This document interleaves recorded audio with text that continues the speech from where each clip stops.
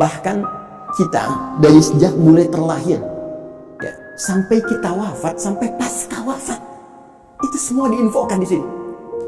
Ada semuanya.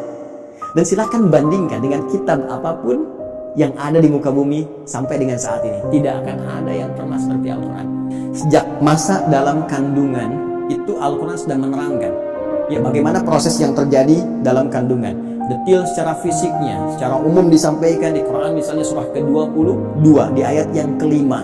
Bahkan pergerakan janinnya secara umum, ya dari mulai kandungan lemah ke berat sampai diisi apa doa yang harus dibacakan, apa yang harus dilakukan supaya nanti bayinya terlahir dalam keadaan baik, disebutkan di Quran surah ke-7 ayat 189. Bahkan diberikan bocoran antara hubungan kita membangun komitmen dengan Allah yang akan menuhankan Allah sejak saat ruh kemudian ditanamkan sampai kita terlahir sampai wafat.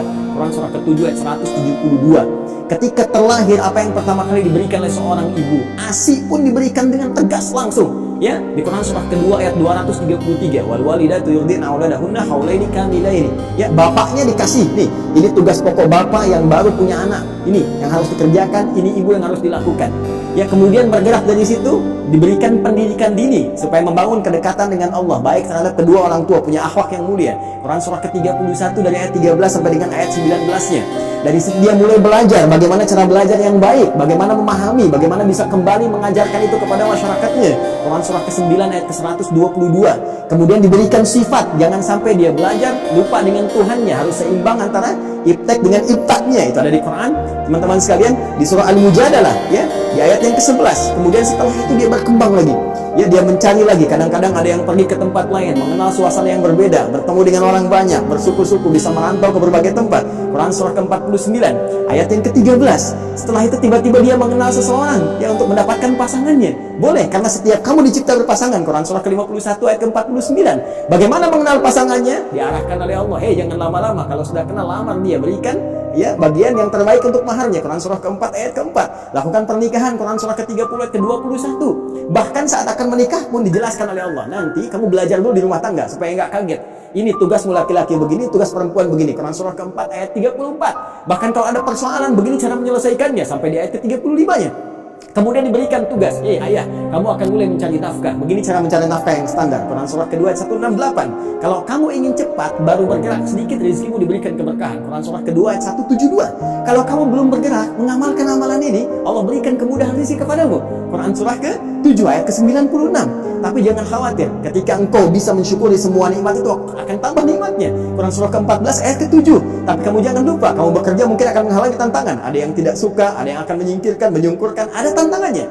Ya, pelajari dengan sempurna. Ini loh secara umumnya, dari mulai ringan sampai berat. Quran surah kedua ayat 214. Ya, kemudian rinciannya, Quran surah kedua ayat 155 sampai 157. Cara menyelesaikannya, Quran surah ketiga ayat 142.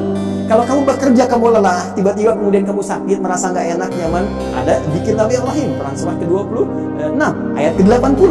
Kalau penyakitnya berat, kata dokter mustahil sembuh, nggak ada yang mustahil. Amalkan zikir Nabi Ayub, saya sembuhkan seperti saya sembuhkan Ayub. Quran surah ke-21 ayat 83 sampai 84. Tugas seorang istri, ya, bisa merawat anaknya. Kadang-kadang tidak mudah itu semua. Ada yang berkata, bagaimana mendidik dengan baik? Quran surah ke-17 ayat 23 sampai dengan ke-27-nya. Sampai mereka dewasa, sampai usia 40 tahun, masih diberikan amalan untuk bakti pada kedua orang tuanya. Quran surah ke-46 di ayat yang ke-15. Sampai kemudian hidup lebih jauh lagi, sampai tiba-tiba ada dalam keadaan pikunnya. Ya, Quran surah ke-22 ayat yang kelima itu di bagian bawahnya. Sampai kemudian setelah itu dijelaskan oleh Allah, kalau kamu akan nanti wafat, pasti kamu wafat. Siapkan cara wafatmu supaya indah. Kamu hidup untuk tenang, wafat pun harus tenang. Turun Quran surah ke-89 ayat 27 sampai 30. Ya Tuhan nafsul mutmainnah, kamu saya berikan hidup di dunia untuk tenang, wafat pun harus tenang. Ya. Kemudian setelah itu apa yang terjadi? Anda akan mengalami situasi di alam kubur, dijelaskan lagi. Ya, bahkan jelas, afala ya'lamu idza bu'thira fil qubur. Setelah itu disampaikan situasi di dalamnya. Bisa kamu siapkan sejak di dunia. Ini loh yang paling bagus. Ada layanan dengan semua keberkahan, kenikmatan, sampai-sampai dia akan menyampaikan kepada orang yang belum wafat. Kalau bisa kerjakan ini, kalau mampu kerjakan supaya kamu cepat nyusul. Di sini enak, lebih enak daripada di situ. Quran surah ketiga ayat 169 sampai dengan 172. Bahkan setelah itu akan terjadi apa? Dijelaskan lagi. teman-teman sekalian, muncul surah Al-Qiyamah surah ke-75. Setelah itu dijelaskan lagi, ya mau masuk kemana? Ini yang masuk ke surga, ini turunannya. Surga bersama Rasulullah, Quran surah ke-4 ayat 69. Di taman surga, Quran surah 51 ayat 15 sampai dengan ke-23. Surga yang seluas langit dan bumi, Quran surah ke-3 133 sampai dengan 134. Surga yang kelas biasa tapi nikmat, Quran surah ke-2 ayat ke-25. Supaya kita membawa persiapan untuk mendapatkan itu semua. Kalau gagal pun dijelaskan lagi. Ya, kalau kamu nanti main-main dengan ini semua, hadapi situasi di dalam kubur begini, ada ayatnya. Situasi di hari kiamat begini, ada ayatnya. Sampai dengan muaranya pun ada ayatnya. Karena itu, kalau Anda tidak percaya, silahkan cek. Cuma dalam Al-Quran, semua kegiatan kita diatur dengan sempurna.